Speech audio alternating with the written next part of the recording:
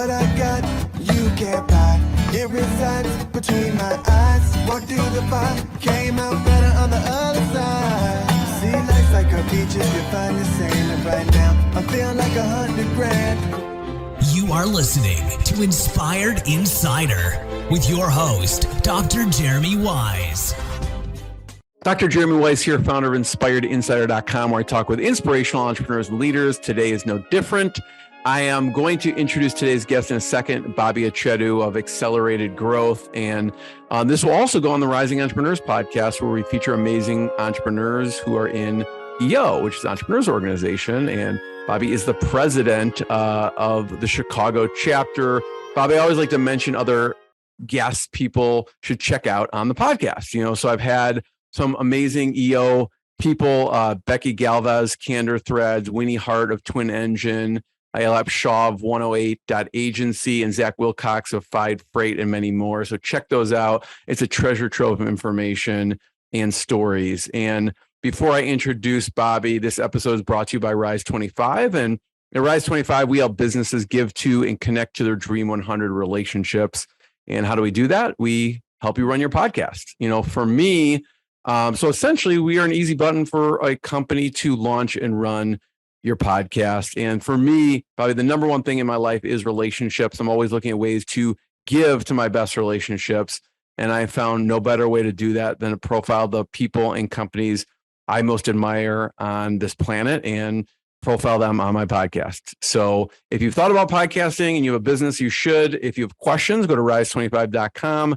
You can email us anytime. Both my business partner, John Corcoran, who's also in EO San Francisco, you can email us. We've both been doing this for over a decade. So support at rise25.com. And I'm excited to introduce Bobby Achettu. He's the CEO of Accelerated Growth. Accelerated Growth is an accounting, finance, and technology consulting firm based in Chicago. And he's grown the organization to 130 team members and has led the company to 4 consecutive appearances on the Inc. 5000 list. And in addition, if he's not busy enough, he's president of EO Chicago, also an adjunct professor at Northwestern University, where he teaches on the evolution of modern business, and AG partners with companies who have made it out of their startup phase, and they're working on their second stage of growth. So it's typically between $3 million and $300 million in revenue. Bobby, thanks for joining me. It's an absolute pleasure, Jeremy. Thank you for having me. I'm humbled by the list of names that you spoke about earlier, so I'm hoping that I could fill their shoes. It's not easy to be a leader and then being a leader among leaders. What made you decide to take on the role of the president of EO for Chicago? Great question. So there were really 2 things. So first and foremost, I've been a member for 8 years. And the Entrepreneurs Organization has absolutely transformed my life, both personally and professionally. The impact that it's had on my business, it's very clear from relationships that I've built and learnings that I've gotten. And then on the personal side, just the life of entrepreneur is a very difficult one for not just the entrepreneur themselves, but everyone they surround themselves with, right? And so from that perspective, I felt a compelling need to give back to the organization. But the other reason I did it is what people don't recognize is being on the board of the Entrepreneurs Organization, especially here in Chicago, affords you the opportunity to surround yourself with some amazing entrepreneurs that are extremely passionate about the same organization that you are. And so I think one of the phrases that I heard described being on the board is, imagine working with a group of people that you would never be able to hire. And ultimately, I get the opportunity to lead a group of people that I would never be able to hire. And what I'm realizing as I go through this presidency is this may be one of the best teams that I ever worked with in my career. So I'm 2 months into my presidency, and I'm legitimately starting to think about the fact that I only have 10 months left of this, right? And so I've been having an absolute blast. It is obviously a lot of work, but it's something that I'm extremely passionate about and am happy to do every day. I want to hear about some of your mentors in EO and some of the lessons that you learned from them. And we will talk about why even entrepreneurship. I know you led a successful career for 12 years in corporate, and then you took the leap. I feel like if that was me, I'd be like, forget it. Like, why, I remember visiting someone at LinkedIn, and they had a full like cafeteria, breakfast, lunch, and dinner. I'm like, I would never leave this place. Right. So start off with EO and some of the mentors and lessons you learned. We'll circle back to your corporate career. Yeah, and I'll tell you, there's too many to name, so I can give you some themes, right? So first and foremost, what I learned in EO is that oftentimes stepping away from your business and allowing yourself some breathing room actually creates opportunity to grow the business. In fact, when I first joined EO, one of my biggest fears was, how was I going to step away for a day to go to forum, or a half day, whatever it was at the time? How can I attend an event that started at noon and went on until 6 p.m.? And I remember the anxiousness as I got to these different events and forum meetings, thinking, well, what's going to happen with my business? And eventually what I realized very quickly is, giving people in your organization the opportunity to really operate and run on their own ultimately is in the best interest of not just the company, but also of yourself, right? And so that was a huge key learning. The other learning that I'm still working through is this concept of balance and the importance of balancing both your personal and professional lives. In fact, a lot of times we focus, depending on the forum meeting and the topic, we'll focus on that aspect, which I think a lot of other organizations don't necessarily do. So, the short answer, Jeremy, is there's so many ways that EO has impacted my life, and there's so many mentors that I've had that have given me from the small snippets of guidance and direction to the big, life-changing strategic ones. I know when your parents came over to the US, they started with practically nothing, and it was looked at as success to get a core position. You stay there for a long time, that stability. And I was listening to you talk about, there was one time where you went into restructure a bank and your vision of stability shifted. Can you talk about that? Yeah, absolutely.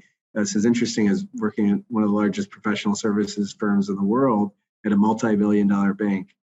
And all throughout my childhood, my parents encouraged me to work at large corporate organizations for that perceived safety. And when I worked turnaround and restructuring, what I realized is actually working at a large company, in my opinion, is oftentimes riskier than working at a small company. And the reason is, when I went into this particular bank, we looked at the payroll register, we looked at titles, we looked at tenure, and we made very quick decisions based on just spreadsheets. And of course, there were a handful of people that the senior executives were effectively saying, okay, not those people. But if you didn't get that level of protection for whatever reason that they got that protection, you were just, eventually a statistic. And, so a data point that I'm not proud of, but, I'll call out is, when I worked that job, I was responsible for many people losing their jobs in situations where ultimately there weren't a lot of choices to be made for those companies. But a lot of times those changes, those job losses were made in a fashion that there was very little control for that individual. Whereas as an entrepreneurial company, you can really make yourself, just so valuable to that organization that it becomes really hard for them to get rid of you. Anyone who knows you knows you're a very heart-centered person. And so I don't want to make it out like you're heartless, just firing people. I mean, it was for the sake of saving that company and saving other people's jobs. But, what was interesting when you tell those stories is that company in particular was losing a lot of money. I don't recall what you had said, but millions, tens of millions of dollars every year. And, you saw firsthand that even billion-dollar companies can have the struggles of startups too, right? Absolutely. Yeah. What were you doing when you went into these turnaround and restructuring to help? So first and foremost, there's the concept of stopping the bleeding, right? And oftentimes it's not as easy as just looking at spreadsheets. There's a lot of conversations to understand the strategy of the organization. But then ultimately you have to dig in and work through the spreadsheets and get your hands dirty to understand actually what's going on. And in the midst of all that, often you're very limited on time. Oftentimes these companies have just a few weeks or months to be able to execute some pretty dramatic changes. So it's a very intense, high pressure environment that now today, what I share with the clients that we work with, these high growth entrepreneurial organizations, is in many ways, whether you're in a period of turnaround or a period of hyper growth, you need to look at the business the same way. The entrepreneurial organizations are fragile and they need to be managed, and there need to be metrics and data that are consistently measured, because at any given point, based on economic indicators, what's happening in the environment, things can change. And so that's what we encourage our clients to always be hyper focused. Like right now, I mean, there's always something in the climate, whether it's COVID or interest rates or something, your clients come to you saying, how do I prepare? Right. So right now in this state, whenever someone's listening to this, whether it's 6 months, a year, 2 years, what are the conversations you're having with your clients now about preparing? Yeah. So first and foremost, we talk about really making sure that from a cash flow and planning perspective, that there are processes in place. And so oftentimes people only institute these measures when they're in the midst of a crisis. And that is absolutely not the time that you want to be focused on building some of this infrastructure, right? So making sure that there's mechanisms in place to be able to track the performance of your business on a fairly a quick basis, right? Secondly, there needs to be, in this environment especially, a hyper focus on your customer and your team. Obviously, it's a tremendously competitive hiring environment. So talking to your team and making sure that they're getting the development, career progression, compensation, whatever it may be, that is critical. And then talking to your customers to make sure from the perspective of not just the standard scope and timing and fees and all of those types of things, but what are the true issues within their business and how can you help solve those issues? Those relationships are ultimately what drive most organizations to succeed or fail. And so doubling down on the ability to build those relationships, I think is really critical. When you say making quick decisions, knowing cash flow, having mechanisms in place, what are some of the things that you recommend? Someone's listening right now. Are you helping people build out certain dashboards? What should people be thinking about when they hear you say that? Yeah, absolutely. It starts with a simple cash flow tool. You can think about your accounts receivable, when you expect payment on that accounts receivable. Think about major expenses like payroll or cost of goods sold, estimating those items and starting a process by which to build out a tool. And there's certainly software out there as well that can assist you with this. But creating that structure around the recurrence of seeing that type of information, oftentimes really that alone can drive decision making, because you'll see things that ultimately you may not see as you really focus on running the business, the day-to-day tactical side of things. So ultimately, we always say start with that baseline cash flow tool. But Bobby, you had a client, you have a lot of clients in the technology space. This one in particular, technology and advertising. Talk about when they came to you, what was going on and what you ended up doing with them. Absolutely. So this particular organization is in hyper growth mode, had been looked at by several potential acquirers, but ultimately hadn't invested in the early years around finance and accounting. And so as organizations look to due diligence, this company realized that they wouldn't be able to get through a process because they didn't have the right data and information. And I don't mean just financial statements. I'm talking about customer retention and those types of things, right? There was an entire infrastructure layer missing, but with a really interesting and compelling strategy for an acquirer, right? And so we engaged this organization about 6 months before they raised capital and instituted a process by which we created that reporting infrastructure from both the accounting and finance side and the technology side, until ultimately they were in a position where they were able to hire an investment banker, begin a process, and then ended up ultimately taking on investment from a strategic. When do companies typically call you? I could see these inflections of they're raising capital, they're selling. What are those times when you get that phone call? Yeah. So prospects typically call when something's going really well or something's going really bad. those are the scenarios. And so the really bad often is when they've lost a key finance person. They've been turned down, by an investor or a bank or something like that because they didn't have the right reporting. And then the flip side of it is when they're, as in the example of this particular technology company, where there's a tremendous opportunity in front of them and they want to make sure that they're positioned in the best manner and they have the right information to make decisions. So it's typically at those key inflection points. When that company comes to you, what's the first few things you do with them?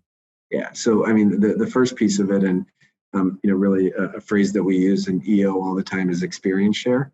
Ultimately, we have a unique perspective. We've worked with over 300 companies in multiple different industries. So we've seen a lot of things, Jeremy. And so starting with that experience share, I found always to be valuable. Secondly, if we believe there's an opportunity to help, we have a process that we call accelerated insights. So that's where effectively we perform a diligence on the organization. Depending on the size and industry of the company, oftentimes we'll spend anywhere from 20 to 60 hours actually digging into the organization, reviewing financials, reviewing operating metrics, logging into financial and operational systems. We'll take that time to really understand what the issues are. And the beauty of that process is it really only takes a few hours from the prospect side. We're investing the time up front so that we can really properly understand what the issues are. The reality is, Jeremy, that the space that we work within can be very dangerous to jump in to a client situation and not truly understand what the issues are and what the needs are. So you complete the 60 hours of research. Are you giving them updates throughout?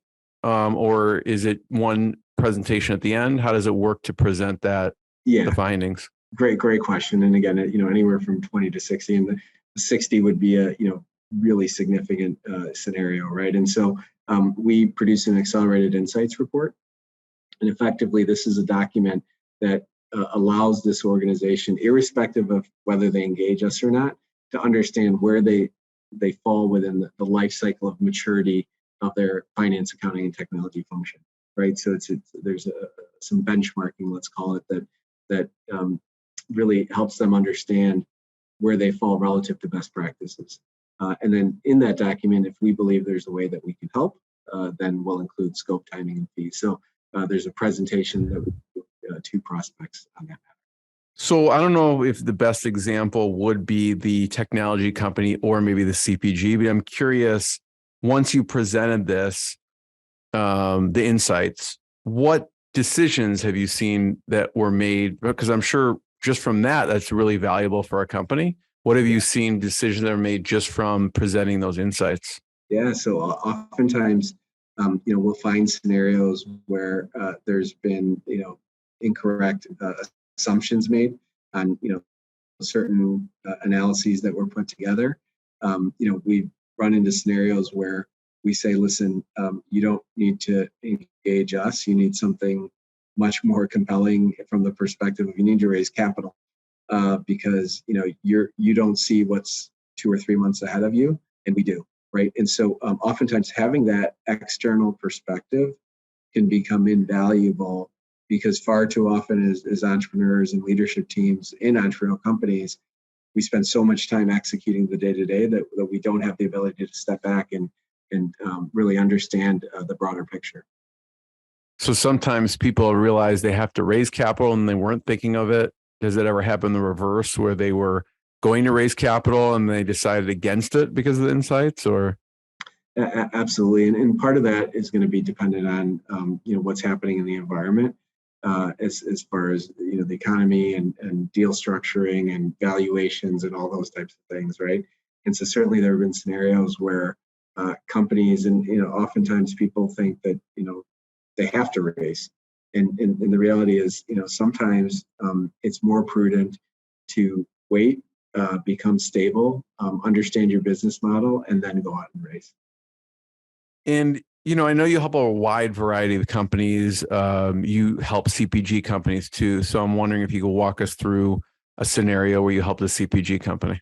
Yeah, absolutely. And so we have quite a bit of experience in CPG, probably about 35% or so of our client base is in that industry. And it's, very complex, hyper competitive. I was at Expo West a while back, and I've always wanted to go to Expo West just for the samples. Yeah, absolutely. The samples are great. Just, thousands of companies. And, the reality is, as you look across this huge conference hall, there's actually several conference halls, you realize that the vast majority of those companies won't exist in the next couple of years, right? And so hyper competitive. And then you have, just relatively complex analyses and things that have to be executed, and things like trade spend and slotting fees and just a lot of things that have to be incorporated. And so with the CPG industry specifically, we've got that expertise, just having worked with some of the hyper growth companies here in town and seeing their evolution, right? And so one in particular, we joined when there were a couple million in revenue. Went through this insights process with them. There were a couple people in the organization at the time. One of the founders was handling the day-to-day accounting. We took that over. They grew substantially, eventually exited to a strategic. It got to the point where they were well over 100 million in revenue. And ultimately, we ended up not only executing the finance and accounting function in the early days, but building out process. And as they hired individuals to join their team full time, we actually would train them and ramp them up. We helped with a lot of the diligence related to the transaction, and then ended up continuing to work with the strategic buyer afterwards on the finance accounting side. And so it was a full life cycle of opportunities for us, and then also really an exciting scenario to be part of, to see an organization through their entire journey. So it sounds like you help, in this growth phase, there's probably a lot of phases within that growth phase, but it seems like you also bridge some of those gaps. So maybe you were acting as like a fractional, like CFO team. And then once they hired someone and they grew enough to hire someone, then you would help train that person up and do other roles. Yep. So that was, yeah, absolutely. It's interesting now as we've grown as an organization, I would say probably about 75% of the work that we do is actually for the CFO. So, the vast majority of companies we work for now have built up finance functions. And certainly, we do work in scenarios where that's not the case. But we've now, really moved upstream as far as the size of organizations that we work with for a multitude of reasons. And so, we have the ability to do both, but in most cases now we work for the CFO. How would CFOs describe what you do? Like, how would they say they make my job easier because, or what do they say? Yeah, absolutely. It's for us, Jeremy, the way a CFO would describe is it's not just about execution, it's about creating structure and process. And ultimately, a lot of times, especially with internal finance and accounting teams, they're running around so much and they haven't necessarily seen the hundreds of companies that we have. So it's very hard for them to stop and create process. For accelerated growth, our key premise, the foundation of our organization is that as an entrepreneurial company scales, they need to have structure and process within every functional area of the business. And accounting and finance and technology is what ties all the functional areas of a business together. And so that's where we see ourselves as having a critical role, not just to execute, but to ensure that that foundation is strong for these companies. So, Bobby, you're in corporate for 12 years. And then what made you decide to start your own company? Yeah, great question. And here's what I'd say is I really enjoyed working in corporate. I worked at some really great companies, had great leaders that I reported to and learned a ton. So I am not one of these entrepreneurs that, felt like I was unemployable or I couldn't work at a big company. Ultimately, I had an opportunity to work at a private equity firm after I left a large professional services organization. So that was my first exposure to the entrepreneurial space. I went from being, one of 200,000 employees to being employee number 6. And I just fell in love with the space immediately. The passion, the vision, the ability to have an impact. And I also saw very clearly the need for what I described earlier, that infrastructure as an organization scales. And because I got bit by the entrepreneurial bug, working with all these entrepreneurs, I came up with the concept of accelerated growth. Talk about your first client and how you got them. Yeah, so I was still at the PE firm, and I was out to dinner with one of the vendors of the PE firm. And as I was talking to this particular gentleman, I talked him through what would eventually become accelerated growth, this concept of infrastructure with a focus on accounting, finance, and technology. And he basically said, listen, I need that service. So if you ever actually start that company, And so within a couple of months, I engaged him. I left the private equity firm. They became our first client. At the time, they had about 50, 60 employees. We worked with them for about 5-6 years. At that point, they had something like 500, and they're currently, well over 1,000 at this point. And so, just a great story arc there, and learned a tremendous amount. And the way I describe it, I joke with the CEO, I was hanging on for dear life, trying not to screw anything up. And really, that was, by the way, Jeremy, that was the first 2 to 3 years. It was me and a couple contractors. I wouldn't even say it was barely a business back then. It was more something I really just enjoyed. I was passionate about. So it wasn't until about probably 10 years ago that I started hiring and building scale within my own organization. Bobby, I don't know what your family life was like around that time, but I imagine there were some discussions around, doing that and starting that company and leaving the position in the private equity and corporate. What was the discussion like with you and family members? Yeah, absolutely. So, I'll say my wife, Julie, has been just always supportive of my passions and my career.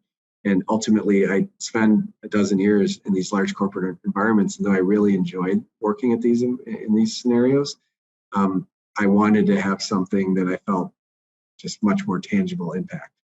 And so ultimately, Julie and the rest of my family has always been focused on the fact that if I'm enjoying what I do, I can have significant impact. And so those were the driving conversations.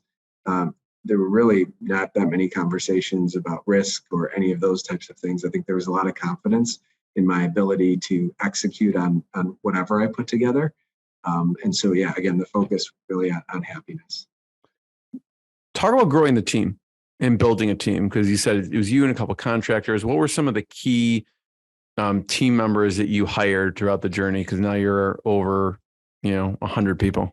Yeah, there's so many key folks, especially in the early days. And, I remember one gentleman in particular, JP Tucker, one of my first hires, had worked at Deloitte for several years. And so I remember at the time we didn't have an office. We were just about to move into an office. So I interviewed him at one of our clients' conference rooms, and just an incredible discussion. And I remember, and I told him this a few months after the fact, I remember thinking, wow, to have someone of this caliber and background join effectively a solopreneur at the time, I was really humbled. Right. And always appreciative of those folks in the early days that recognize something, not just in our organization, but frankly in me, that gave them the confidence to leave, great organizations to come be part of my journey. Right. And so, there have been many of those folks at various stages of the life cycle, right, that have been key contributors as we've grown the organization. What about from a position standpoint? Like early on, what were the positions you're looking for? And as you grew, what positions did you bring on, or maybe people grew up within the organization? Yeah, so it's really fascinating, being the CEO of a services firm and having worked with scores of services organizations. What I found is there's various iterations of service businesses. And for me, And in my industry, when we were 1 to 10, I was still doing billable work. So I was heads down, really focused on clients. I remember those times really fondly because we're all in the same office, working together. I knew everything that was going on every client. I knew every situation, everything good, everything bad. As we grew past the 10 mark, that's when I started having the ability to actually lead the team versus execute. And then when we got to about 25, that's when I had other key folks in the organization that were also non-billable, that were focused on leading the organization. When we got to about 50 is when we had the ability to build out a full leadership team, right? And so those different iterations allowed for me to elevate within my role, and also, I believe, help drive the growth of the organization as a whole.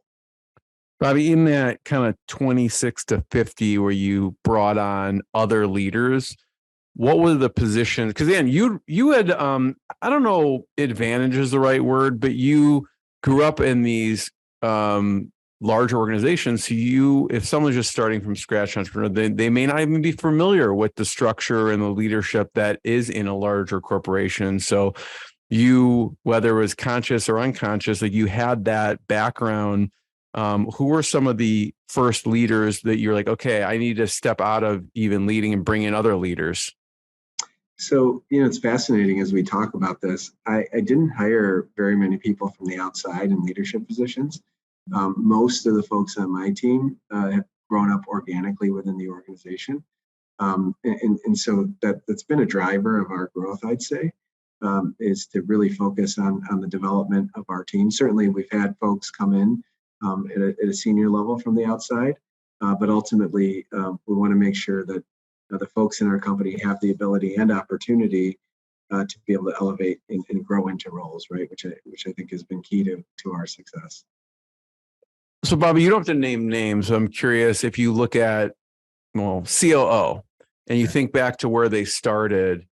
Where did they start, and then what were the positions that they worked at along the way? Sure, absolutely. So we have we follow EOS in our company, and so we have a gentleman that has the title of integrator, so effectively the equivalent of a COO.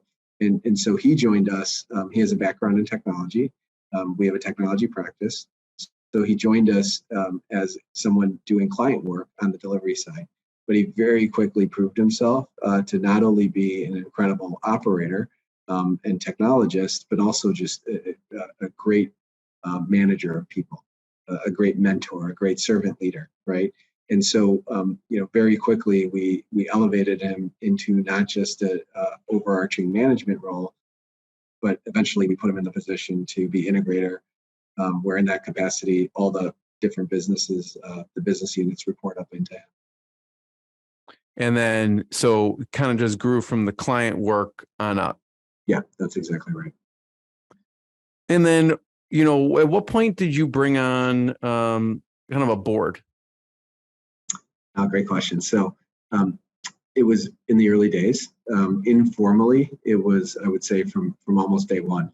I had a board, and I formalized the board probably 6 years ago. And interestingly, it was right around the time we were, probably 10 or 12 people. And so I don't think it's any coincidence that when I formalized the board and really started to build a cadence around that governance, that all of a sudden our organization really began to grow. I'm the sole founder of the company.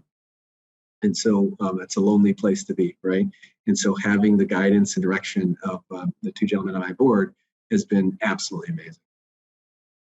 How do you navigate international? Because you have staff all over the U.S. and international as well. Yeah, so we have offices in India, and it's interesting. Though we're a relatively small company in the scheme of things, the fact that we operate on two different continents obviously complicates things. And I'm not just referencing, time zones or things like that. Ultimately, there are two different cultures in India and the United States, but we're trying to maintain a unified culture as an organization. And that's not easy to do. And ultimately, there's always going to be some differences. But what we really focus on is our core values, our vision, and our mission. And those concepts are ultimately universal. And that's what we really ensure is embedded within the organization as a whole. And everyone understands what our core values, our vision, and mission are. I mean, I'm wondering, from a culture perspective, what do you do to help maintain culture across the continents, to help create the cohesiveness? I mean, I'm seeing videos of you actually get, people come together in person. What are some things you do, maybe virtually and in person, that help with the culture? It's all about communication, Jeremy, in my opinion. And so, that and interaction, making sure people are consistently interacting with each other. And so when we first started our offices in India a little over 3 years ago, it was interesting. We had a couple team members there, but there was one point where we had 3 people from the US that had traveled to India to train 2 team members, right? So we've always been heavy on the travel back and forth. Obviously with COVID that stopped.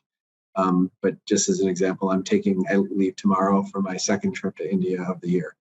And so that interaction and camaraderie is really important. In addition, we have fairly consistent global team meetings where the entire organization gets together. We have a section of the agenda, both local office and globally, that we call Empower Thought. And so that's effectively our mechanism for team members to ask any questions on any topic. We have an anonymous question submission tool that we use, and I answer questions without knowing what the questions are going to be. I answer them just off the cuff, right? Because I want to make sure people have the ability to get my raw reaction to whatever their question may be. So that's just one example of many ways that try to create a inclusive, welcoming environment where people feel comfortable really being themselves. That's the Empower Thought. Yeah, that's right. And how often is that? So each local office does it twice a month, and then globally we meet once a month. And then is it? I'll call out. Go ahead. Oh, go ahead. I was going to say I'll call out that so Empower Thought is one section in a meeting that we call Friday Forum, and I call it Friday Forum because EO has this concept of forum groups where you get together with other folks, typically 8 to 10 people, and you experience share, right? And so ultimately, I wanted to replicate that dynamic within my organization. So we meet on Fridays under this concept called Friday Forum, and one of the sections is Empower Thought. Do you remember any tough questions that you got? I've gotten many. In fact, what I'll do is if people don't have questions, I don't pick on them, but I'll actually pause and wait for a question to be asked before I'll end the meeting, right?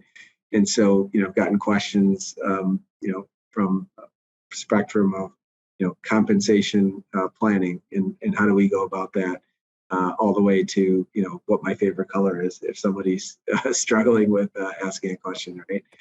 So, really trying to create that environment where, we encourage that. And in fact, every month we get a prize for the best Empower Thought question, right?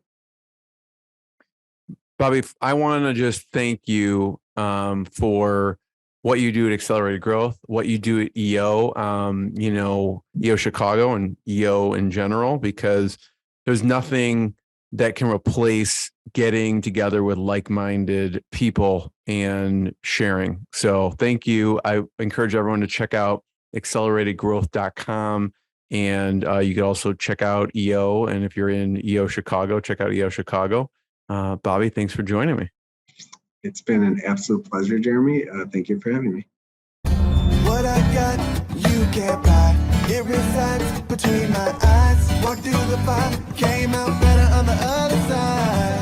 See, life's like a beach if you find the sailing right now. I feel like $100 grand.